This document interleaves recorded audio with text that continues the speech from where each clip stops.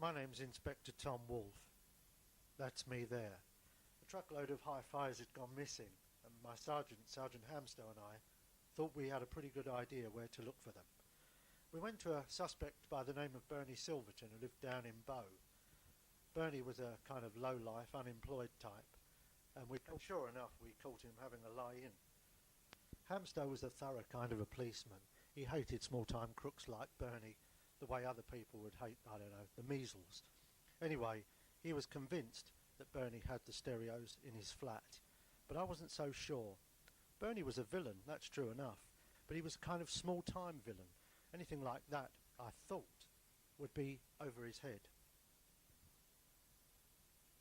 Anyway, we were duty-bound to give the place a once-over, and Hamstow always lays it on the line. Later that same day I ran into a friend of Bernie's, well, I say friend, partner in crime as it turned out. Harry Dacre was a small-time crook, very easily led, sometime hospital porter, most time unemployed. I thought it would be a good opportunity to have a word with Harry, although he wasn't exactly pleased to see me. But when I went to speak to him, he genuinely didn't seem to know anything about those stolen stereos. In fact, he was quite annoyed that I should even think he would be involved in something like that, and he accused me of, well, police harassment.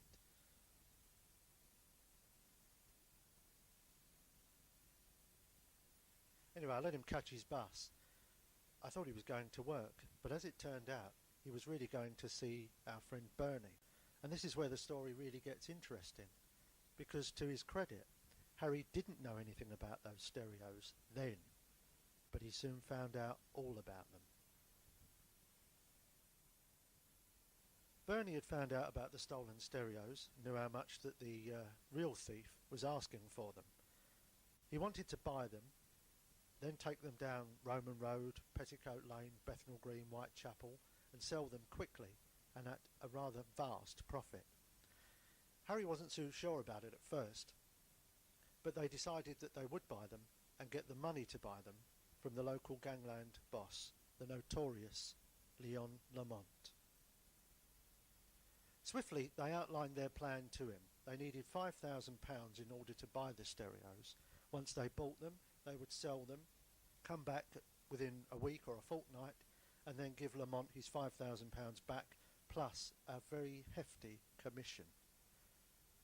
Lamont, who was as bad as they come, was all for this, and quickly agreed to let the boys have the money.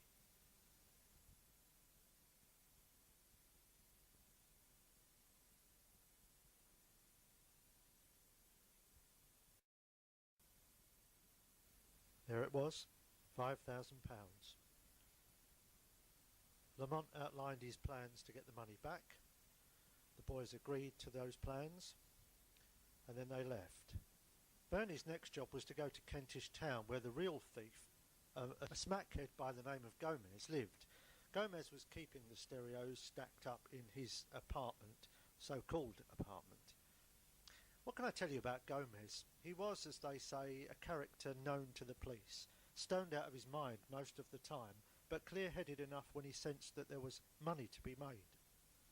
Anyway, Bernie eventually found the flat, arranged the deal, and then committed himself to a string of events which hopefully would teach him the error of his ways.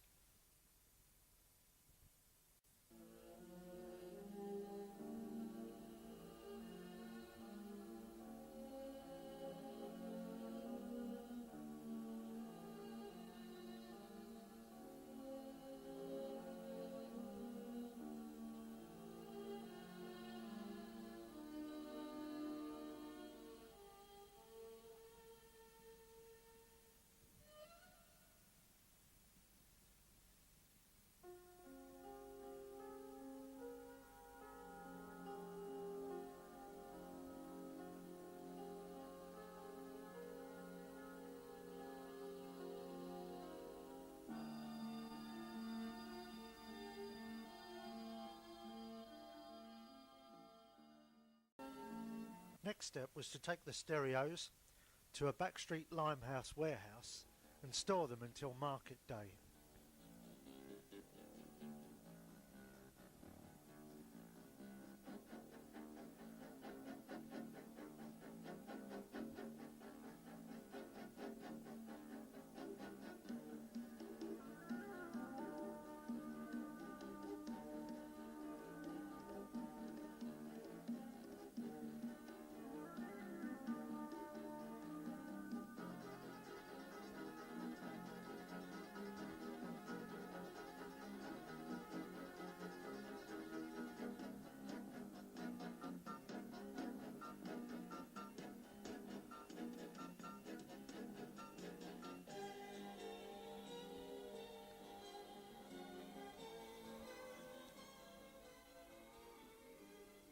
Harry came back the next day just to check on the merchandise, but had quite a shock. The warehouse had burned down, lock, stock and stereos.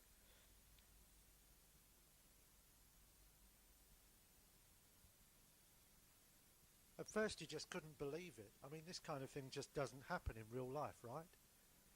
But as soon as he went closer, smelled the charred ashes, saw the devastation and wreckage, he had no choice but to believe it.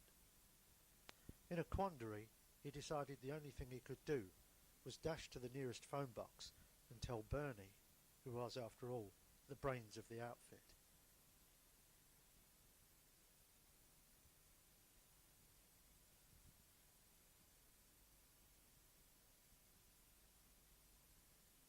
Bernie shared that sense of disbelief, but as devastated as he was, there was one man who'd be even more devastated. Yeah, Mr. Lamont just couldn't believe it either. In fact, he thought that the boys were pulling some kind of a scam on him. And no way was Mr. Lamont about to be relieved of £5,000 without extracting some kind of, shall we say, vengeance? The boys pleaded with him, but Lamont was firm. He wanted that £5,000 back within the next 2 weeks.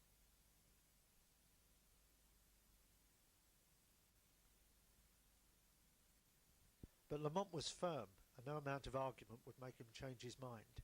2 weeks it was. The boys had to do something fast. The only thing they could think.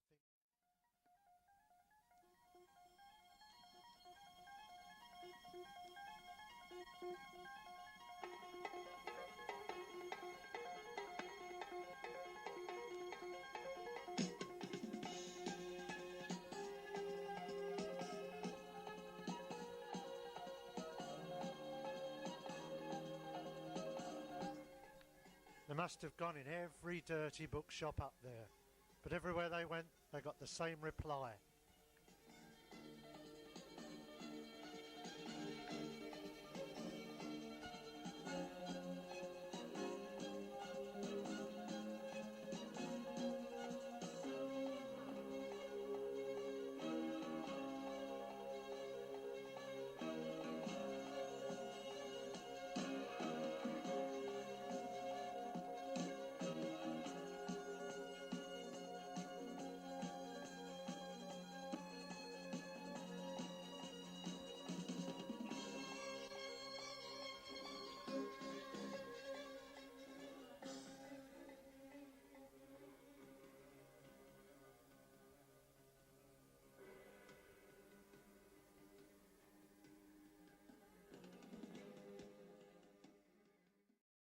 It had all been a complete waste of time. Lamont had put the word out. They were as good as finished. With nothing left to do, they considered leaving town for a while, I don't know, just until the heat wore off. But as you might have guessed by now, friend Bernie had some other plan up his sleeve, namely, to rob the takings from a local betting shop.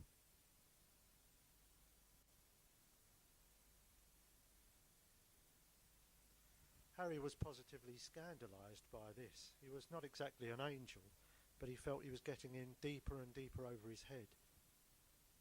Now it was up to Bernie to convince him.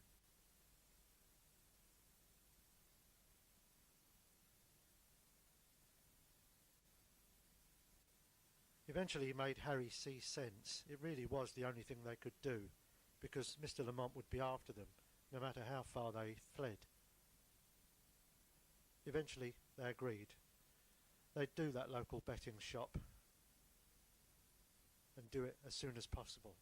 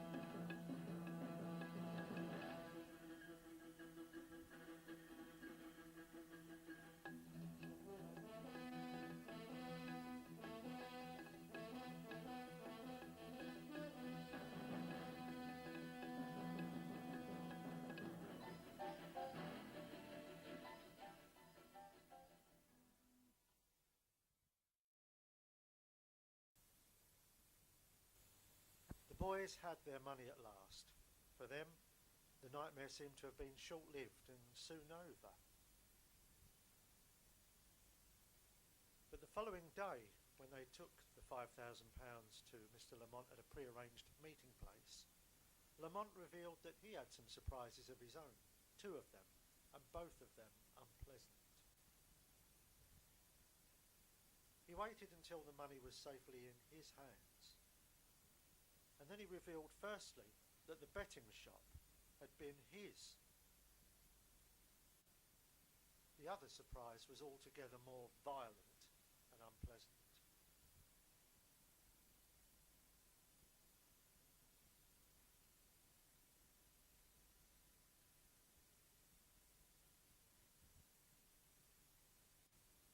Now the rules of the game had changed and become even more dangerous and desperate. Instead of 2 weeks, the boys now had 2 days in which to find the money.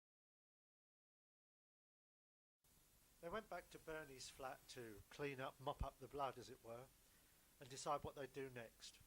Bernie's wife Renee was absolutely beside herself, but for once Bernie had no smart words or clever ideas. It was Harry who suggested they come to see me in the hopes of finding police protection. Bernie was not exactly impressed, as you can see. But once the idea took root in Harry's mind, he was determined to see it through. Tempers were short. They argued for a while. But then Harry made Bernie see sense. This really was the only way out. I met Harry the following day on the Isle of Dogs. Suddenly he was very talkative and very cooperative. Yeah, we had the stereos. He was giving me information I'd never have got ordinarily in a month of Sundays. But it seemed that he'd got himself in too deep this time. Perhaps too deep even for the police to help him. Anyway, I found the whole thing quite amusing. This was a classic case of crime not paying. And people like Harry and Bernie, they'd never learn otherwise until it came to this. In the end, I just told him to sod off. I told him I really wasn't interested now in those stolen stereos. Harry was far from grateful. He went home and gave Bernie a call. It seemed like the only alternative now really was to clear out of town, at least for a couple of weeks, perhaps forever. Patching up their differences, the boys agreed to leave, quickly. Bernie told Harry to come round straight away. They'd pack some stuff in the car and just disappear.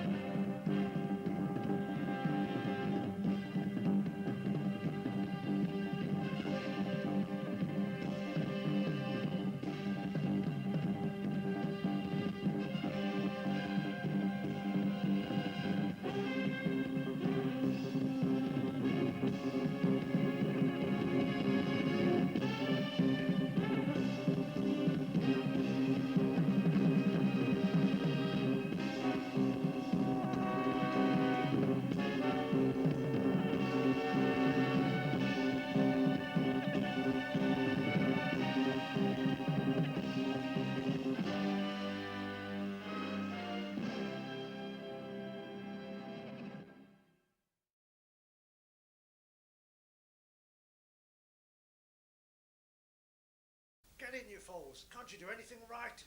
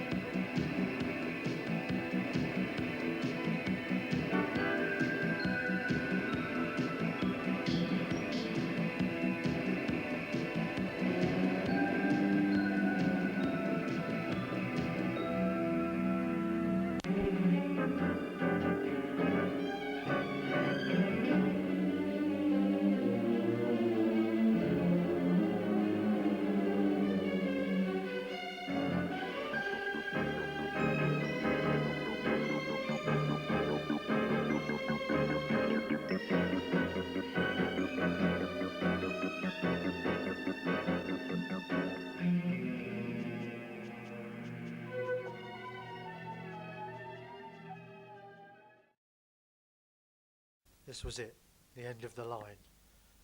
As Mr. Lamont himself said, with people like you, I'd go out of business in 5 minutes. And he was right. He knew he wasn't going to get the £5,000 from the boys, so his simple alternative was just to bury them. They couldn't have chosen a bleaker and more private spot for the job. But I had a surprise. You see, I decided to help the boys after all, and in the process catch myself 5 rats.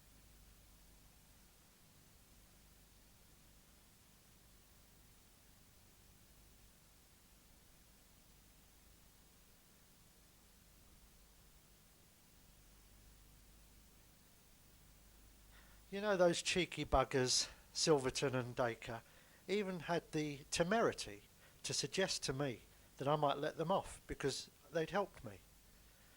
Well, I suppose they did get in over their heads. I could afford to be just a bit lenient. But I'm sure, you know, as they walked past me, Bernie was already talking about the consignment of stolen televisions.